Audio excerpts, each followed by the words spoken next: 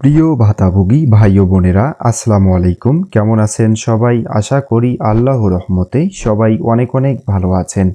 মাতৃকালীন ভাতাভোগীদের জন্য খুবই গুরুত্বপূর্ণ একটি তথ্য নিয়ে আসছি। অর্থাৎ আপনারা যারা গর্ভবতী বা আপনাদের যাদের অলরেডি বেবি হয়ে গেছে, আপনারা অনেকেই জানতে চান তারাও কি গর্ভবতী ভাতার ভাতাভোগী হতে পারবেন কিনা। আপনারা অনেকেই জানেন বাংলাদেশ সরকার মহিলা বিষয়ক অধিদপ্তর থেকে গর্ভবতী মহিলাদেরকে গর্ভবতী ভাতা দিয়ে থাকে। তো আপনারা অলরেডি অনেকেই গর্ভবতী ভাতা পেয়েছেন বা অনেকেই রানিং পাচ্ছেন। তো আপনারা যারা গর্ভবতী ভাতা এখনও পাননি, যারা নতুন গর্ভবতী এবং যাদের অলরেডি বেবি হয়ে গেছে, আপনারা এখনও গর্ভবতী ভাতা পাননি। আপনারা জানতে চেয়েছেন মাতৃকালীন ভাতার আবেদন কিভাবে করব, অর্থাৎ কি কি কাগজপত্র লাগবে, কি কাগজপত্র আপনার থাকলে বা কি যোগ্যতা থাকলে আপনারা সহজেই গর্ভবতী ভাতা পেয়ে যাবেন। ভিডিওটি না টেনে পুরো ভিডিওটি দেখুন এবং ভিডিওটিতে সঠিক তথ্য বলা হয়েছে, সেভাবে আপনারা কাগজপত্র গুছিয়ে এগিয়ে যান। ইনশাআল্লাহ আপনারা পরবর্তী ভাতা পাবেন। আজকেই এই ভিডিওর মাধ্যমে জানতে পারবেন গর্ভবতী ভাতার জন্য আবেদন করতে কি কি কাগজপত্র লাগবে, কত টাকা লাগবে, কখন আবেদন করবেন, কোথায় গিয়ে আবেদন করবেন, নিজে নিজে আবেদন করা যাবে কিনা, গর্ভের বাচ্চার বয়স কত মাস হলে আবেদন করা যাবে, কত মাস হলে আবেদন করা যাবে না, কারা আবেদন করতে পারবেন, কারা আবেদন করতে পারবেন না, আবেদন করার কতদিন পর টাকা পাওয়া যাবে, প্রতি মাসে কত টাকা পাওয়া যাবে, প্রতি মাসে নতুন করে আবেদন করতে হবে কিনা, অর্থাৎ গর্ভবতী ভাতা সম্পর্কে A to Z তথ্য পাবেন আজকের এই ভিডিওটির মাধ্যমে। তবে ভিডিওটি শুরু করার পূর্বে একটি কথা না বললেই নয়, যারা এখনও আমার ছোট্ট চ্যানেলটি সাবস্ক্রাইব করেননি, দেরি না করে এখনই সাবস্ক্রাইব করে ফেলুন এবং বেল বাটনে প্রেস করে রাখুন, যাতে নতুন কোনো ভিডিও আপলোড করার সাথে সাথে আপনারা নোটিফিকেশন পেয়ে যান। আর যারা অলরেডি সাবস্ক্রাইব করেছেন তাদেরকে অসংখ্য ধন্যবাদ। অনেকেই জানতে চেয়েছেন গর্ভবতী ভাতার জন্য আবেদন করতে কি কি কাগজপত্র লাগবে। গর্ভবতী ভাতার আবেদন করার জন্য অবশ্যই ওই ব্যক্তির জাতীয় পরিচয়পত্র থাকতে হবে, অর্থাৎ ভোটার আইডি কার্ড থাকতে হবে। অনেকেই জানতে চেয়েছেন জন্ম নিবন্ধন দিয়ে গর্ভবতী ভাতার জন্য আবেদন করা যাবে কিনা। আপনাদের প্রশ্নের উত্তর হচ্ছে জন্ম নিবন্ধন দিয়ে গর্ভবতী ভাতার জন্য আবেদন করা যাবে না। আবেদন করতে হলে অবশ্যই ভোটার আইডি কার্ড থাকতে হবে।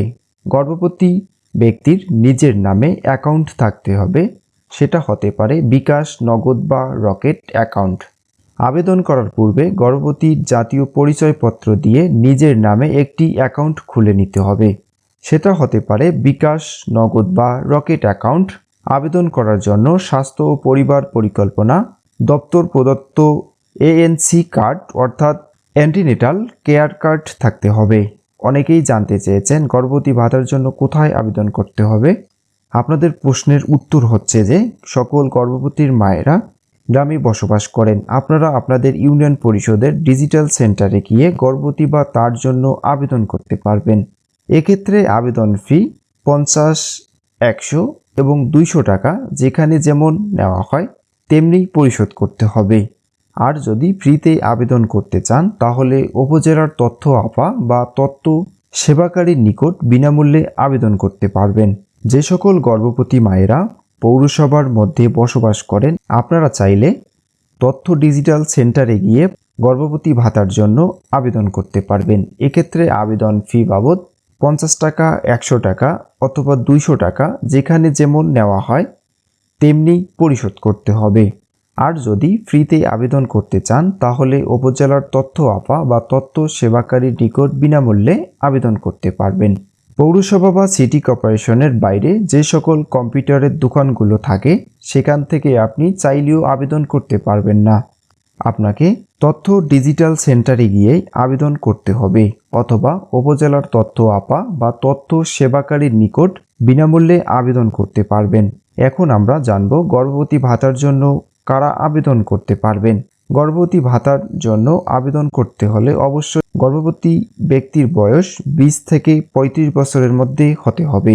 গর্ভবতীর বয়স 20 বছরের কম হলে আবেদন করতে পারবেন না, আবার 35 বছরের বেশি হলেও আবেদন করতে পারবেন না।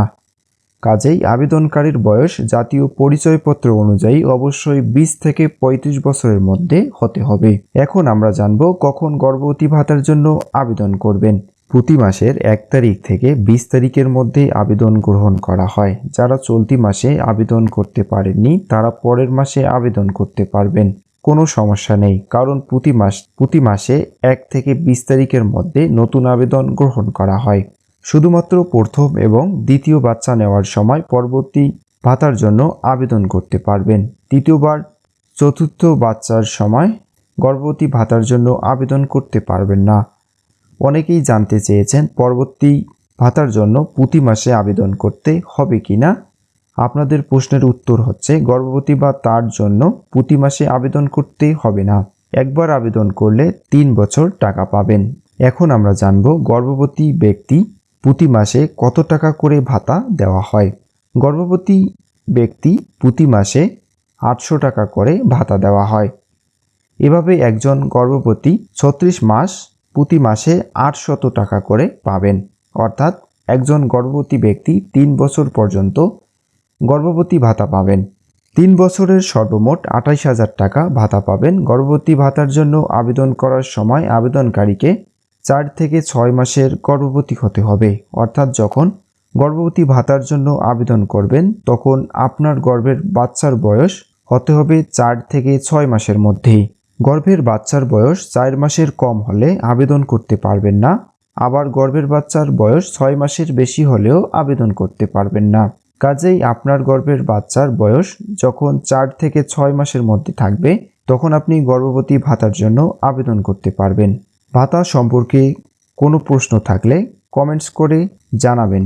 আপনাদের প্রতিটি প্রশ্নের উত্তর দেওয়ার চেষ্টা করব। যারা অলরেডি ভিডিওটি দেখছেন আপনাদের উদ্দেশ্যে বলছি, আশেপাশে যদি কোনো গর্ভবতী ব্যক্তি থাকে তাহলে তাদেরকে গর্ভবতী ভাতা সম্পর্কে বলবেন, যাতে করে তারাও আবেদন করতে পারে এবং উপকৃত হতে পারে। অঞ্চলে অনেক গর্ভবতী ব্যক্তিরা এ সম্পর্কে জানেন না, যার ফলে তারা তাদের ন্যায্য পাওনা থেকে বঞ্চিত থাকে। আপনার ছোট্ট একটি তথ্যের জন্য গ্রাম অঞ্চলের দরিদ্র গর্ভবতী ব্যক্তির উপকৃত হতে পারেন। সবসময় একটি বিষয়ে লক্ষ্য রাখবেন, সৃষ্টির সেবা মানে শ্রেষ্ঠার সেবা। শুধুমাত্র টাকা দিয়েই সৃষ্টির সেবা করা যায় না। আপনার সুন্দর একটি তথ্য বা উপদেশ দিয়েও সৃষ্টির সেবা করতে পারেন। সকলকে ধন্যবাদ জানিয়ে আজকের মতো এখানেই শেষ করলাম। আল্লাহ হাফেজ।